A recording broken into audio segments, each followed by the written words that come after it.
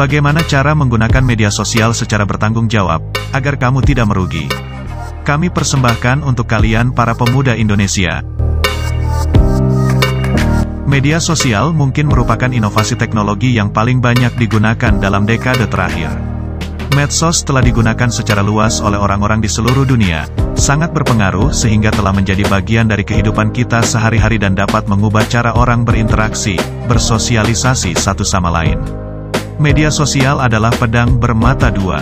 Dia bisa baik dengan mendatangkan banyak manfaat atau buruk dengan membawa dampak negatif, tergantung bagaimana orang menggunakannya. Sayangnya, kita telah melihat konsekuensi negatif dari media sosial, seperti membuat orang kecanduan, membuang begitu banyak waktu secara percuma, masalah kesehatan mental seperti kecemasan dan depresi, menciptakan bentuk-bentuk perilaku baru yang menyimpang seperti cyberbullying dan menguntit seseorang secara online, dan menyebarkan informasi yang salah. Namun di sisi lain, bertanggung jawab dalam menggunakan media sosial dapat membawa beberapa manfaat.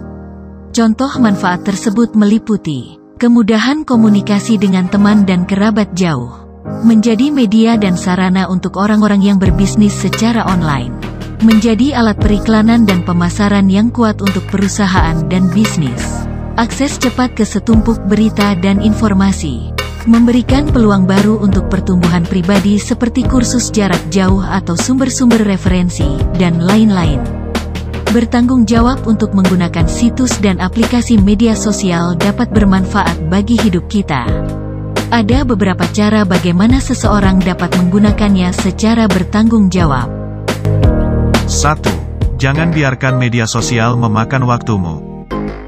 Media sosial bisa sangat membuang-buang waktu jika kita menghabiskan sebagian besar hari untuk menelusuri postingan orang lain, mengomentari dan menyukai sesuatu, atau melihat setiap notifikasi di perangkat. Sebaliknya, belajarlah untuk melatih pengendalian diri dan batasi penggunaan medsos setiap hari. Misalnya, coba atur waktu tertentu per hari ketika kita memeriksa akun media sosial, seperti sekali di pagi, siang, dan malam hari. Setelah itu, tetapkan jumlah waktu untuk penggunaan media sosial, misalnya 10 menit per sesi.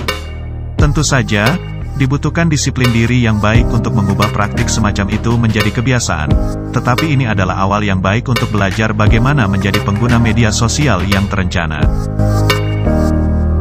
2. Pikirkan sebelum memposting sesuatu.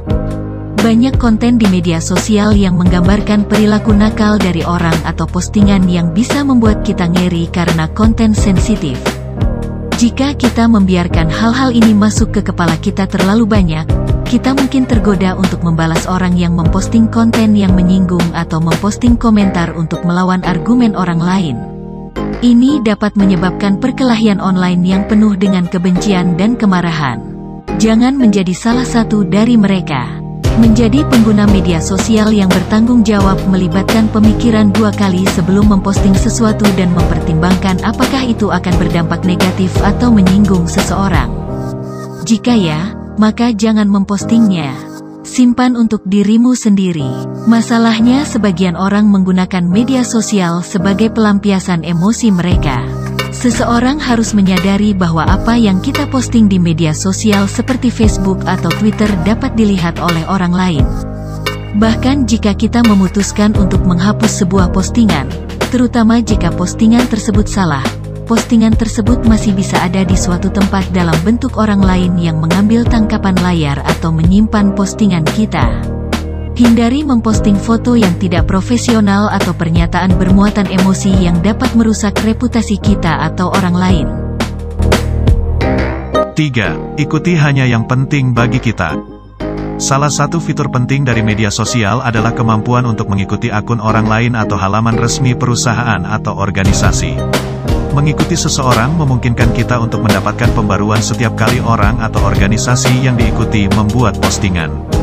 Ketika digunakan secara bertanggung jawab, ini adalah fitur yang berguna untuk tetap mengikuti berita dan informasi yang penting bagi kita. Ketika digunakan secara tidak bertanggung jawab, profil media sosial kita akan dibanjiri konten yang tidak relevan, dan membuang-buang waktu untuk menelusuri semuanya. Cobalah untuk berhenti mengikuti akun orang-orang beracun yang postingannya hanya membuat kita stres dan sakit kepala. Aturan umumnya adalah jika sesuatu tidak berkontribusi apapun pada pertumbuhan dan minat kita, berhentilah mengikutinya. 4. Belajarlah untuk memverifikasi kebenaran dari hal-hal yang kita lihat. Beberapa postingan yang kita lihat di media sosial mungkin belum tentu benar, terutama dalam hal berita dan informasi. Kita tidak harus langsung menggali dan mempercayai apa yang kita lihat dan baca. Bahaya dari perilaku ini adalah kita mungkin menyebarkan informasi yang salah jika kita membagikan apa yang telah kita lihat sebelum memverifikasi keakuratannya. Jadikan praktik untuk meneliti integritas informasi atau gambar apapun. Verifikasi dari sumber lain apakah yang kita lihat dan baca itu benar. Mintalah pendapat dari orang lain. Jika memungkinkan, cobalah untuk mengoreksi secara wajar orang yang membuat posting yang salah sehingga orang lain tidak akan salah arah. 5. Jangan terlalu memikirkan pendapat orang lain. Media sosial dapat memiliki dampak yang kuat pada keadaan emosional seseorang. Di-like oleh seseorang dapat membuat kita bersemangat. Sebaliknya, di-unfollow atau diblokir oleh seseorang bisa membuat sebagian orang merasa cemas. Jangan sampai masuk ke bagian komentar dari postingan di mana orang dapat mengatakan pendapat mereka secara langsung tentang postingan kita, termasuk komentar yang tidak menyenangkan. Media sosial membuat banyak orang menjadi terlalu berpendirian pada suatu hal. Akan membantu jika kita ingat dan sadar bahwa menjadi teman di media sosial atau membuat postingan kita disukai oleh orang lain tidak secara akurat mencerminkan hubungan kehidupan nyata kita. Jika dipikir-pikir, media sosial seperti permainan besar atau pencitraan untuk menjadi diri kita yang paling ideal dan menampilkannya kepada semua orang. Demikian sebaliknya, apa yang kita lihat tentang kehidupan seseorang di dunia maya belum tentu benar. Hal yang mungkin tidak akurat mencerminkan siapa mereka sebagai pribadi di dunia nyata. Media sosial ada di mana-mana dan digunakan dalam kehidupan sehari-hari, sehingga mungkin akan bertahan lama. Oleh karena itu, kita harus belajar bagaimana menggunakannya secara bertanggung jawab untuk memberi manfaat bagi kita. Banyak pengguna cenderung memakainya secara impulsif dan memposting apapun yang muncul di kepala mereka. Juga, beberapa orang termakan oleh kecanduan media sosial sepanjang waktu dan tidak membatasi penggunaannya sampai-sampai mereka tidak melakukan sesuatu yang produktif. Konsekuensi dari penggunaan media sosial bisa positif atau negatif tergantung bagaimana kita menggunakannya.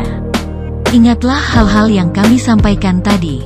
Menggunakannya secara bertanggung jawab dapat membantu kita tetap terhubung dengan orang-orang yang berarti bagi kita, dan memperoleh banyak manfaat yang dapat kita gunakan untuk pertumbuhan pribadi.